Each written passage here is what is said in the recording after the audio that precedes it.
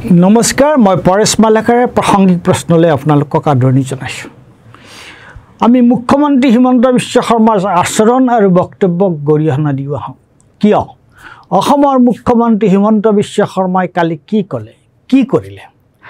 এগৰাকী সাংবাদিকে তেওঁক প্ৰশ্ন কৰিছিল যে যি সময়ত পাহাৰ কাটি বিশ্ববিদ্যালয় সজাৰ বাবে তেওঁ মহবুবুল হকৰ university of science and technology মেঘালয়ক গুৱাহাটী মহানগৰত হোৱা বানপানীৰ বাবে জগৰীয়া কৰি আছে, সেই সময়তে দেখোন মুখ্যমন্ত্ৰীৰ নিজৰ সমষ্টিত ঠিকাদাৰে পাহাৰ কাটি তহিলং কৰিছে। সাংবাদিকৰ প্ৰশ্নটো শুনিয়ে মুখ্যমন্ত্ৰী জাঙুৰ খাই উঠিল।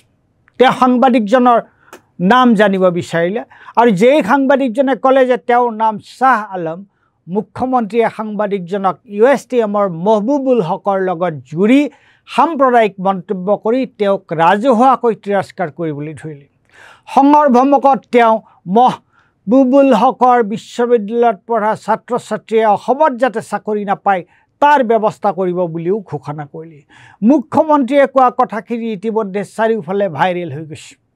কেৱল বিষয়টোৰ প্ৰাসংগিকতাৰ বাবেহে মই এই কথাখিনি ইয়াত উল্লেখ কৰি থলোঁ। মুখ্যমন্ত্ৰীয়ে কি কৰিলে? তিনিটা কথাৰ কাৰণে মুখ্যমন্ত্ৰীৰ আচৰণ আৰু বক্তব্য দুৰ্ঘোৰ আপত্তিজনক। প্ৰথম, সাংবাদিকজনে কি ভুল প্ৰশ্ন কৰিছিল? তেওঁ মুখ্যমন্ত্ৰীক তেওঁৰ সমষ্টিৰ পাহাৰ কটা সম্পৰ্কে প্ৰশ্ন এটা কৰিছিল। সেই প্ৰশ্নটোত কি ভুল আছিল? এজন সাংবাদিকৰ যুক্তিসংগত প্ৰশ্ন সোধাৰ অধিকাৰ আছে নে নাই? গতিকে এটা প্ৰাসংগিক প্ৰশ্ন কৰাৰ কাৰণে সাংবাদিকজনৰ প্ৰতি মুখ্যমন্ত্ৰীগৰাকী কিয় ইমান আক্ৰোশী হৈ পৰিব আৰু তেওঁ কিয় সাম্প্ৰদায়িক মন্তব্যৰে ভৰ্ৎসনা কৰিব? দ্বিতীয় কথাটো হ'ল মুখ্যমন্ত্ৰীৰ সাম্প্ৰদায়িক মন্তব্য। কি আচৰিত কথা! আপোনাক এটা যুক্তিসংগত প্ৰশ্ন কৰাৰ কাৰণে আপুনি সাংবাদিকজনক তেওঁৰ জাতিক ধৰি গৰিহণা দিব, কটু কথা ক'ব? এইটো কোন দেশৰ কথা? আপুনি এজন সাধাৰণ ব্যক্তি নহয়, আপুনি অসমৰ মুখ্যমন্ত্ৰী। আপোনাৰ এনেকুৱা আচৰণ কৰাৰ বা মন্তব্য দিয়াৰ অধিকাৰ আছেনে? আপুনি এটা গুৰুত্বপূৰ্ণ সাংবিধানিক পদবীত আছেনে নাই? এখন ৰাজ্যৰ মুখ্যমন্ত্ৰী হৈ আপুনি কি খতেৰে ইমান গৰ্হিত, নিকৃষ্ট আৰু আপত্তিজনক মন্তব্য কৰিলে? তাৰ পিছৰ কথাটো মানে তৃতীয় কথাটো হ'ল USTMত পঢ়া ছাত্ৰ ছাত্ৰীক চাকৰি নিদিয়াৰ ব্যৱস্থা কৰাৰ কথা। আপুনি কেতিয়াৰ পৰা বিশ্ববিদ্যালয় অনুদান আয়োগৰ দায়িত্ব ল'লে? কি আপোনাৰ মুখৰ কথাই আইন হ'বনে? আপুনিয়ে আইন।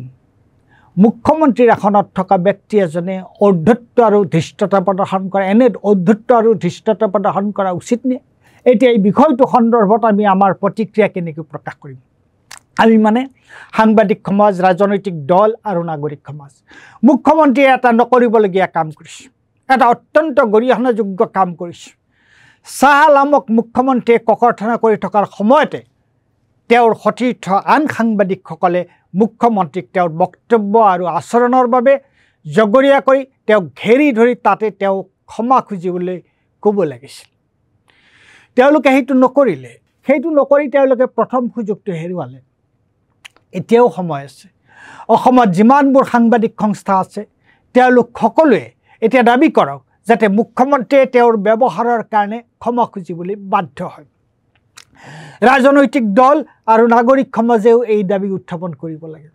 এইখিনিতে মই BJP আৰু RSSৰ শীৰ্ষ নেতৃত্ব আৰু সাধাৰণ কৰ্মী আৰু সমৰ্থকসকলকো সুধিব খোজোঁ, আপোনালোকে মুখ্যমন্ত্ৰীৰ বক্তব্য আৰু আচৰণ সমৰ্থন কৰেনে? এই সন্দৰ্ভত আপোনালোকৰ একো ক'বলগীয়া নাইনে? এজন মুখ্যমন্ত্ৰীৰ এনে আচৰণ ভদ্ৰ সমাজৰ বাবে গ্ৰহণযোগ্য হয়নে? ধন্যবাদ।